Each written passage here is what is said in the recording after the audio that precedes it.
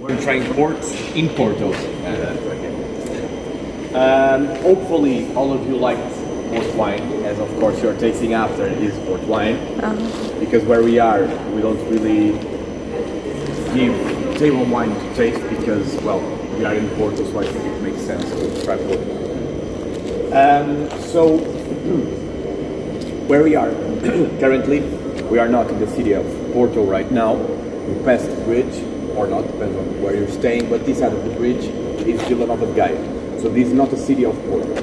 It's the district of Porto technically, but not the city. And Vila Nova de Gaia is and was always known for its port wine aging, and the port wine used to be aged here. Before being aged here, it was exported from here as well. So the wine was always made in the Douro Valley. They would bring the wine down the river here, and then here we would export the port wine. So in the very beginning, port wine used to be a wine that was from port to port, normally to England actually, as Portugal and England are the oldest allies that there are.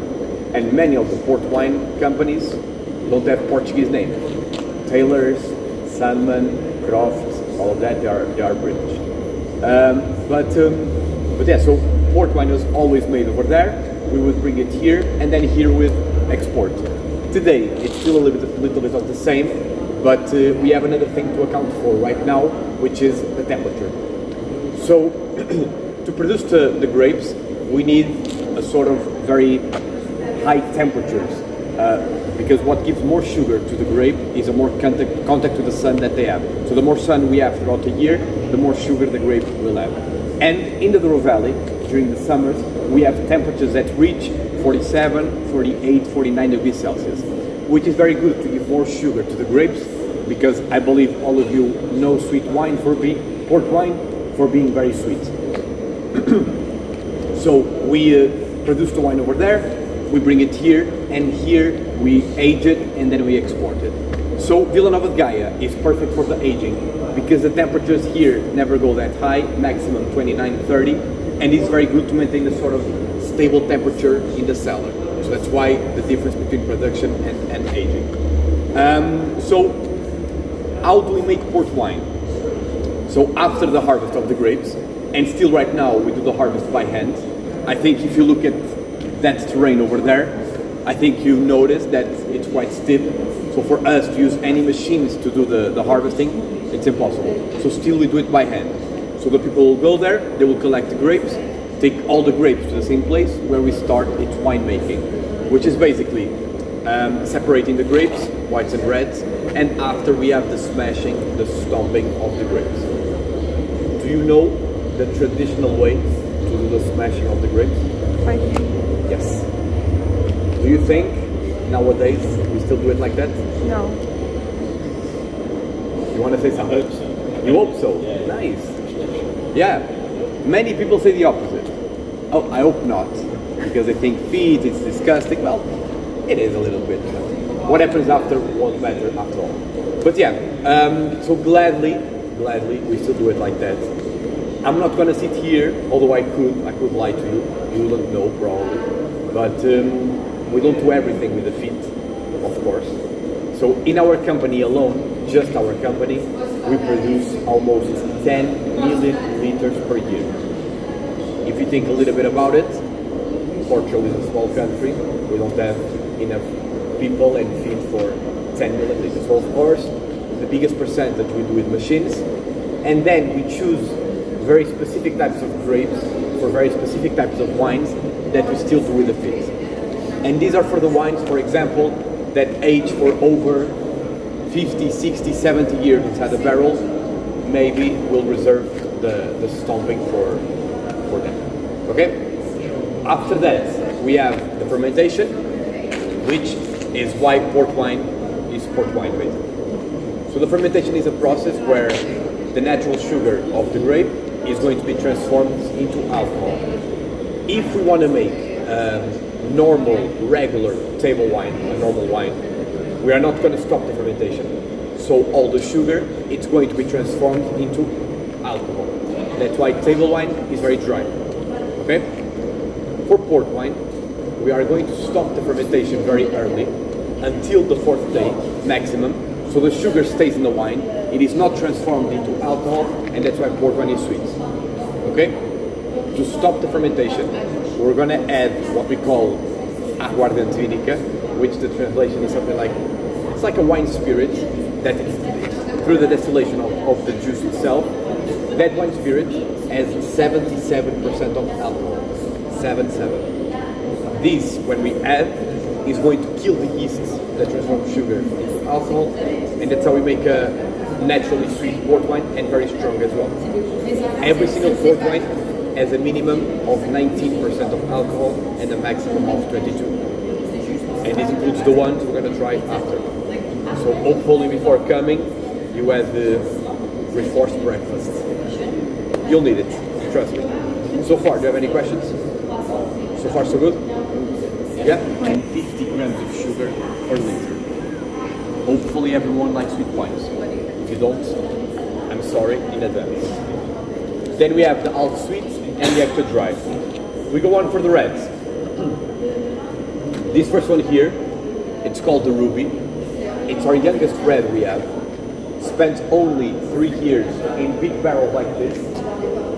And because 3 years is not really enough for them to start developing, they will always remain very natural.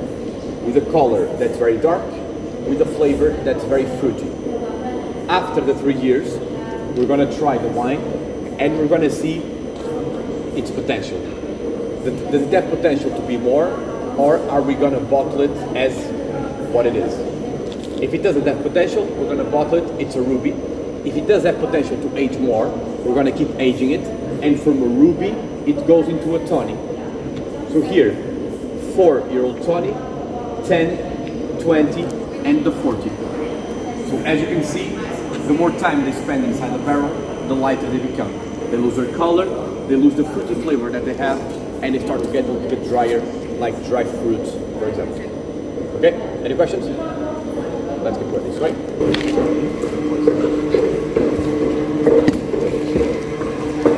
What is this?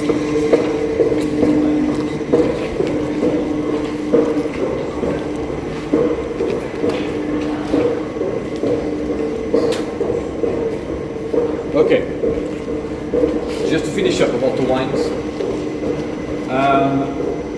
So as I was explaining, here we have the 2 different tawnies that we have.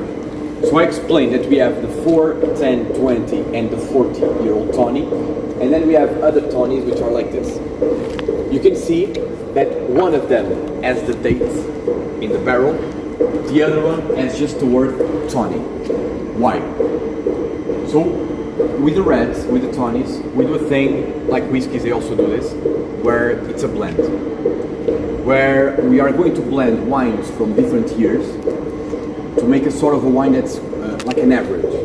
So when you are trying, for example, a 20-year-old tawny, you are not trying a wine that was aging for 20 years and then we bottle it. You are trying several different years put together to make the average age of 20 years. Why do we do this? First of all, we are working with nature. 1 year might be amazing, the next year we might not have production of port wine at all. So it really depends a lot on the year. So in order to prevent the quality of port wine from going down, we make this sort of average to maintain a stability in the type of port wine in these tawnies. If we have a more special year, then we'll make these types of wines, which we call the colheitas. The translation is something like the harvest, the single harvest. So 1980 was so good, we made a wine specifically with grapes from 1980. It has been aging in a barrel ever since. Okay, so with this we don't mix with other wines. We just bottle it as a 1980 harvest. Okay, normally the single harvests either age in a barrel like this, or a smaller one right over there. And finally, in our company, we own 7 barrels just like that, with a single harvest from 1867. That's still to this day, it's still aging, still developing, still getting better. Yes? How much is that dinner retail? Well, the last time we bottled was in 2016. So our company in 2016 completed its 260th birthday. So in that year, we bottled 260 bottles of that wine, each one at a time. Was sold for 5,000 euros each one. One bottle is not 1 liter, so. If we put our money together, the 5 minutes. Yeah, I think so. Yeah, I'll get it as well, and I'll drink it as well. But the thing is, we don't have any more bottles. They were actually all sold before the bottles came out. Like half of them were already sold to different people. Just one, like, you know when you mix the different harvests from different years? Right now, it's just with a press of a button, which is fairly easier. But yeah, it can take a couple of hours depending on the size of the barrel. Do you still use that? No, Not that's just anymore. for showing. If those barrels can take some time to be filled or to be emptied, imagine this one. Those barrels that we saw, they have about 40,000 liters, give or take. This one has 1 million. Wow. Capacity for 1 million liters. And this could be one of the barrels, and it's what it has inside, where we do the blending. Very big quantities, the blending is done here. And right now, it has 700,000 liters of wine inside. What kind of wine? A tonic, a 4-year-old tonic, Do you clean it? of course. How do you- It's like the big thing that we put inside that is like goes like this, and so it gets clean. It came in 1970 to come back. Okay. Any questions? So they created a company. That's when they created us, Companhia Velha, to control the whole exportation of port wine and to control how port wine was made. So we had royal powers and we could practice the law. We had our own court. So if we found someone was doing bad things with port wine, we would arrest them and, I don't know, put them in a... Behead them here. Probably, yeah. Or put in a port wine prison. I don't know, probably something like Been in that. prison with Port Wine. Behead. It doesn't sound that bad.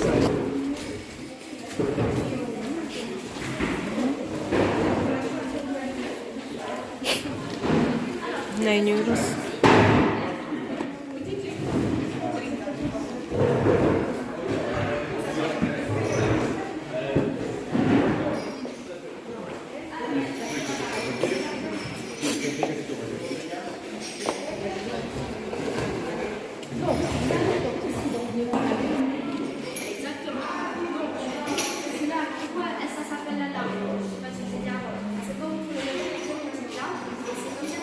On boit toujours comme digestif et aussi avec des desserts pour balancer ce côté fort avec quelque chose de plus sucré. Voilà. Et on boit aussi à température ambiante. Et là, 19%. Thank you. Si vous avez des questions, je serai là. Merci beaucoup. Et puis, santé à vous. Merci. Them together. This? Side by side. Yeah. One is a ruby, the other one is a tonic. You can see by the color. This is 10 one years. is younger, that one is older. Okay? With yours, it's quite the same with the reds. But you go from the white right away for 3 reds. So you try this, this, and that. So to feel the age of the reds. Once again, this one is a ruby, 7-year-old tonic, 20-year-old tonic. Okay? So if you're gonna share, try the rubies and then try the 7, the 10, and the 20. So you feel the order of port wine. Okay? If you have any questions, I'll be around. Okay, thank you. Cheers. Okay.